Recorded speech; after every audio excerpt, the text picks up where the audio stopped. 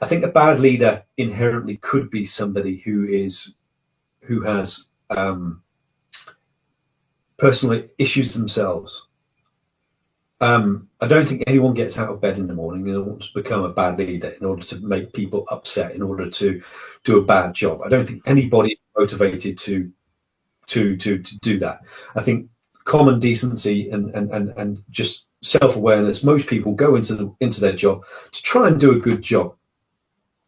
So this is where worldviews will clash. Somebody may a bad leader might go into their job in order to try and do a good job, and they may be feeling all kinds of different pressures. Okay, they've got directors which they need to report to. They've got directors who are demanding higher standards. The share price might be down, or we've got this customer who's demanding this, and the order was wrong, and therefore they've got all this incoming. And what do they do with that as a manager, as a leader?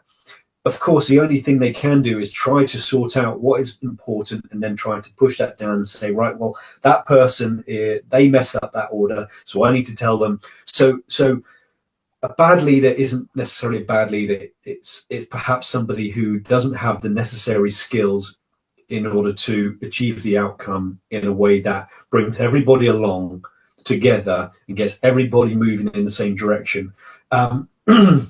And I think that's probably the skill of a leader, is that ability to manage a lot of complexity, managing their own workload, as well as being able to take themselves out of that stressful space to be able to emphasize with somebody else. Because that person who messed up the order, they might have had a migraine that day, or they might have had the child might have been ill that day and they had to leave early, and so they couldn't, or it could have been an IT issue or something like that.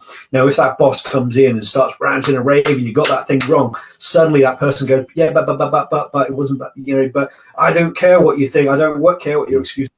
And immediately that person is perceived as a bad boss, but they're not intentionally being trying to be a bad boss. They're just trying to deal too much, and they don't necessarily have the right skills. So I think it's probably important to get away from good leader, bad leader. It's leaders who have the skill sets to be able to be effective, but also employees who are able to then practice empathy themselves and put themselves into the position of the boss. Quite often in the army, we talk it leading upwards or managing upwards.